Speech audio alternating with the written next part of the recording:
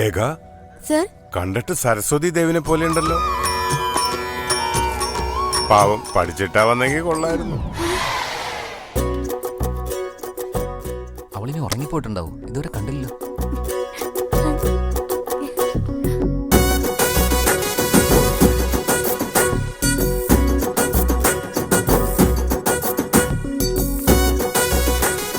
Hello madam, yes sir. അവിടെ തന്നെ നിന്നു. ഇന്നലെ ഇവിടെ കണ്ടില്ലല്ലോ. ഹസ്ബൻഡിന്റെ കൂടെ പടത്തിന് പോയതാണോ? അതെ സർ. ഏയ്, നീ എന്തെടുക്ക ഇവിടെ? നിന്റെ സീറ്റ് അവിടെ അല്ലേ?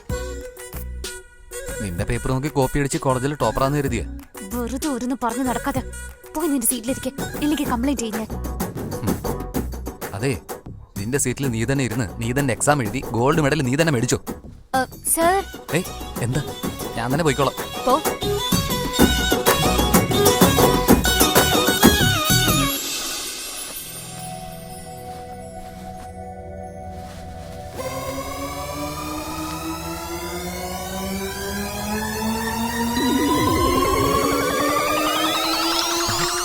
നീ കൊള്ളാലോ, ടെക്സ്റ്റ് ബുക്ക് മൊത്തം ഷോളിലേക്ക് എഴുതി വെച്ചിരിക്കുക അല്ലേ?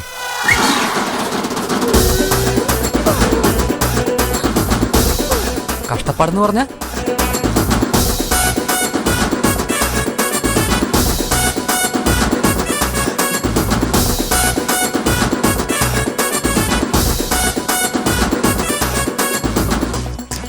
നീ ആള് കൊള്ളാലോ.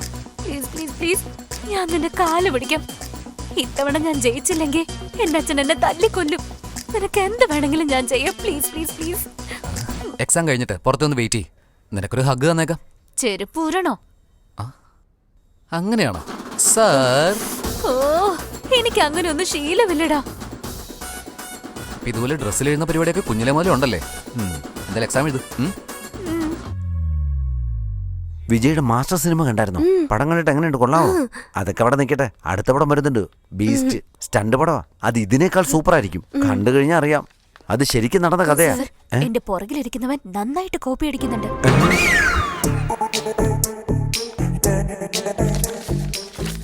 എടാ, ഇത്രയും വലിയ ചീട്ട് വെച്ചേക്കുന്നോ? ബിറ്റ് വെച്ചത് ശരി, ഇത് എഴുതണ്ടടാ. മാനത്തോട്ട് നോക്കി നിൽക്കുന്നതിന്റെ കാര്യം എന്താ? ആൻസർ ഉണ്ട്, പക്ഷേ ഈ ആൻസറുള്ള ചോദ്യം ഇതിൽ ഏതെന്ന് അറിയില്ല സർ.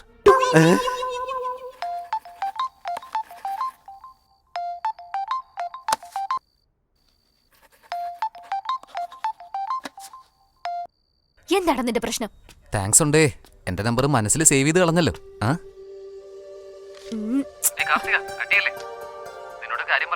പറയ്. ഒരു 10 മിനിറ്റ് സമയം തന്നാ കൃത്യമായിട്ട് പറയാം. 10 മണിക്ക് ലൈബ്രറിയില്. അയ്യോ, ഇനി 10 മിനിറ്റ് അല്ലേ ഉള്ളൂ, ഞാൻ ഇപ്പൊ ഇറങ്ങണല്ലോ. അതെ, നീ ഒന്ന് അടങ്ങ്. നാളെ രാവിലെയാ. Full waiting. ഇത്രയും ബിറ്റൊക്കെ ഞാൻ ഇനി എഴുതണല്ലോടാ.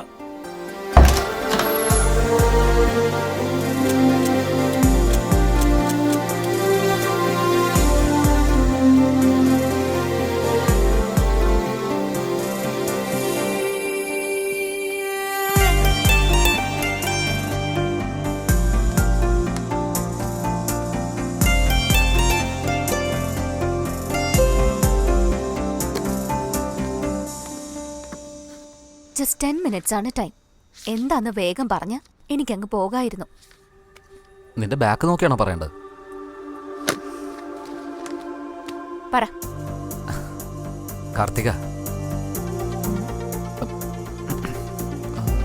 അതായത്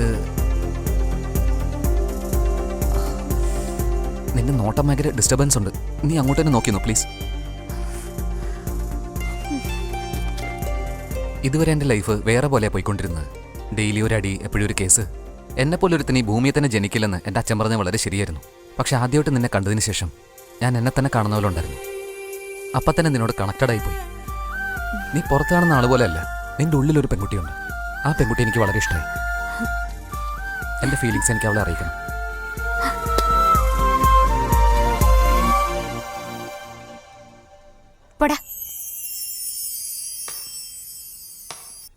എക്സാമിന്റെ റിസൾട്ട് വന്നിട്ടുണ്ട്. Class topper is Karthika. Karthika നീയല്ല, നീ എം കാർത്തിക. ക്ലാസ്സിൽ ഫസ്റ്റ് ആയിട്ട് വന്നത് എൽ കാർത്തിക. ഞാനോ? നീ തന്നെയാണ് മോളെ. എഴുന്നേക്ക്. You are a big hand. ഇവനെവിടെ പോയി? എന്റെ അളിയാ ഒന്ന് ഹരി? പറ. എന്താ പറഞ്ഞ അവനെന്ത് പറയാൻ? ഹരി ഹരി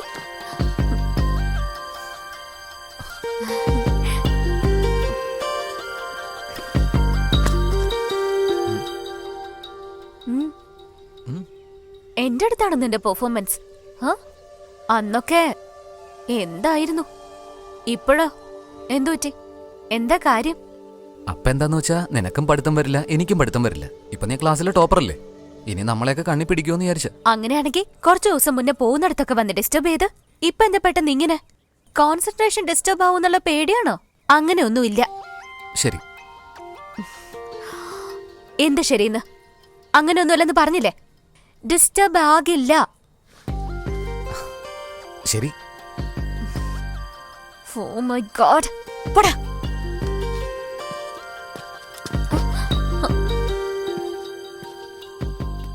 ഏയ്, അച്ഛന്റെ അടുത്ത് ഫ്രണ്ട്ലി ആയിട്ടിരിക്കണമെന്ന് വിചാരിച്ചു, അത് നടന്നില്ല. അമ്മയുടെ അടുത്ത് ഓപ്പൺ ആയിട്ടിരിക്കണമെന്ന് വിചാരിച്ചു, അത് നടന്നില്ല. അറ്റ്ലീസ്റ്റ് ഞാനായിട്ടിരിക്കണമെന്ന് വിചാരിച്ചു, അത് നടക്കുന്നില്ല.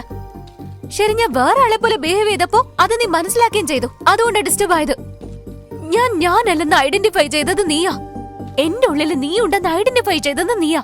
ഇത്രയും ചെയ്തിട്ട് ഒന്നും പറയാതെ അങ്ങനെ പോവാണോ?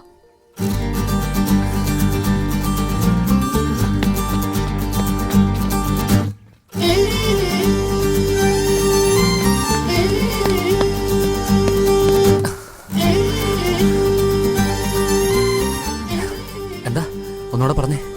ഞാനല്ലെന്ന് ഐഡന്റിഫൈ ചെയ്തത് നീയാ. എന്റെ ഉള്ളിൽ നീ ഉണ്ടെന്ന് ഐഡന്റിഫൈ ചെയ്തത് നീയാ. ഇത്രയും ചെയ്തിട്ട് ഒന്നും പറയാതെ അങ്ങനെ പോയാ? നിനക്ക് മാർക്ക് മാത്രമല്ല, ബുദ്ധിയും വെച്ചു കേട്ടോ. വാ. നമുക്കുള്ളിൽ ഈ ഡിസ്റ്റൻസ് മാറണമെങ്കിൽ ആദ്യം എന്റെ അച്ഛനെ ഇംപ്രസ് ചെയ്യേ. ഇമ്പോസിബിൾ. ആ, നിന്റെ അച്ഛൻ സമ്മതിക്കാതിരുന്നത് ഇമ്പോസിബിൾ ആണെന്ന് പറഞ്ഞു.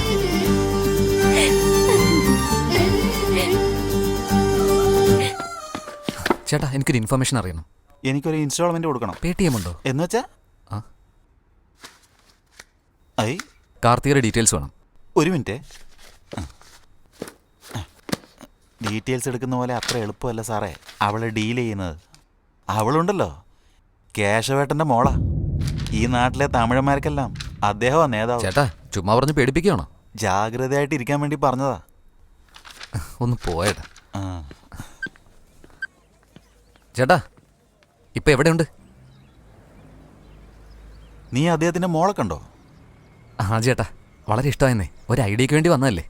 പക്ഷെ കേശവനെ എങ്ങനെ ഇംപ്രസ് ചെയ്യുന്നത്? നിന്നെപ്പറ്റി അറിയാനേ ആളെ അയച്ചു കാണും. എന്തിന്?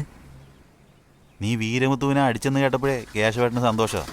അതുകൊണ്ട് എല്ലാ കാര്യങ്ങളും നിന്നെപ്പറ്റി അറിയാൻ അദ്ദേഹം ആളെ ഏർപ്പാടാക്കിയിരിക്കുക. പക്ഷെ അതുകൊണ്ട് അദ്ദേഹത്തിന്റെ മോളെ കിട്ടുമെന്ന് ചോദിച്ചാ താങ്ക് യു. ഞാൻ അതിന് ഐഡിയ പറഞ്ഞില്ലല്ലോ. ഐഡിയ ഒക്കെ കിട്ടി ചേട്ടാ.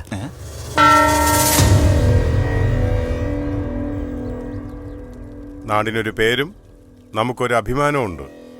അവരും നിങ്ങളും തമ്മിലുള്ള വൈരാഗ്യം കൊന്നു തീർക്കുകയല്ലേ. ഒരു ബന്ധമില്ലാത്തവൻ എന്തിനാ തല്ലണേ മുത്തു? നിങ്ങൾ എന്ത് വർത്താനാ ഈ പറയുന്നേ? ആരെ എന്ത് ചെയ്തുന്നാ?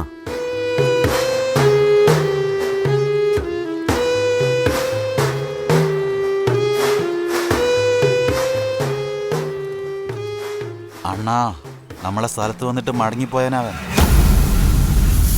സാർ, ഞാൻ പഠിക്കാൻ വേണ്ടി ഈ നാട്ടിലേക്ക് വന്നതാ സാർ. ഞാൻ വന്ന് ഇറങ്ങിയ ഉടനെ തന്നെ ഇഡ്ഡലി സാമ്പാറൊക്കെ തരാമെന്നും പറഞ്ഞ് ഒരു ഹോട്ടലിലേക്ക് കയറ്റിയിരുത്തിട്ട് ഇവന്മാര് വെട്ടാൻ വന്നു. ഭക്ഷണം ഓർഡർ ചെയ്തപ്പോഴേക്കും ഇവന്മാരെ ഇത് ഇത്രയും വലിയ കത്തിയായിട്ട് എന്നെ വെട്ടാൻ വന്ന്. ഞാൻ എന്ത് ചെയ്തിട്ടാ? എന്നെ കൊന്നു കഴിഞ്ഞാൽ എന്റെ വീട്ടുകാർ അനാഥരാവില്ലേ സാർ? എന്റെ കുടുംബത്തിന് ആരാ സാർ ഉത്തരവാദിത്വം വെക്കുന്നത്? അയ്യോ, ഞങ്ങളെ ഒന്നും ചെയ്യാൻ പറ്റാത്തോണ്ട് എവിടെന്നോ വന്നൊരു പയ്യന്റെ അടുത്താണോ കൈബലം കാണിക്കുന്നത്? നാണമില്ലേ? എടാ, ഞങ്ങളോട് എതിർക്കാൻ വന്നാലേ ആരാ ഏതാ നോക്കി തീർത്ത് കളയും. നടക്കടാ. എന്നെ അറിയാൻ മേലത്തോണ്ടോ? ഞാൻ പറയുന്ന ഒന്ന് കേൾക്കൂ. ആരെങ്കിലും എന്തെങ്കിലും പറയുന്ന കേട്ട് പഞ്ചായത്ത് വെക്കേണ്ട ആവശ്യമുണ്ടോ? ഇപ്പൊ ഇവിടെ വരണവരേക്കും ഞങ്ങൾ അവനെ കണ്ടിട്ടേ ഇല്ല. എന്നാലും പഞ്ചായത്തിന് ആവശ്യം വായുകൊണ്ട് പറയണതല്ല, തെളിവാണ്. ഈ വെള്ളത്താടിക്കാരൻ കൊള്ളാലോ. അവൻ കാണാഞ്ഞിട്ടാണോ അവന്റെ കൂടെ ഇന്ന് ഫോട്ടോ എടുത്തത്?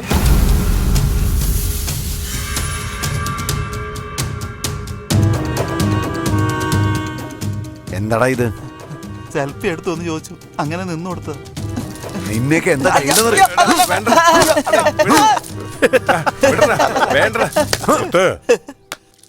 നീ പറയാതെ അവൻ ഇതെല്ലാം ചെയ്യുമെന്ന് ഞാൻ വിശ്വസിക്കണോ? ഇനിയൊരു പ്രാവശ്യം കൂടി പഞ്ചായത്ത് വിളിച്ചു കൂട്ടിയാ നിന്റെ സ്ഥാനത്ത് വേറൊരാളുണ്ടാവും. അവനോട് മാപ്പ് പറയേ.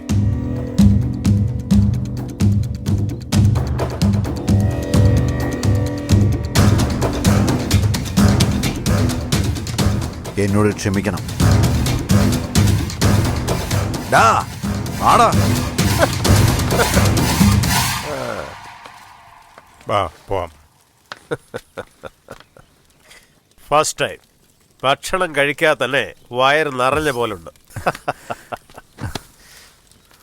ഒരു തവണ എൻ്റെ വീട്ടിലേക്ക് വാ, ഭക്ഷണം കഴിക്കാം, നമുക്കെന്ന് ആഘോഷിക്കാം.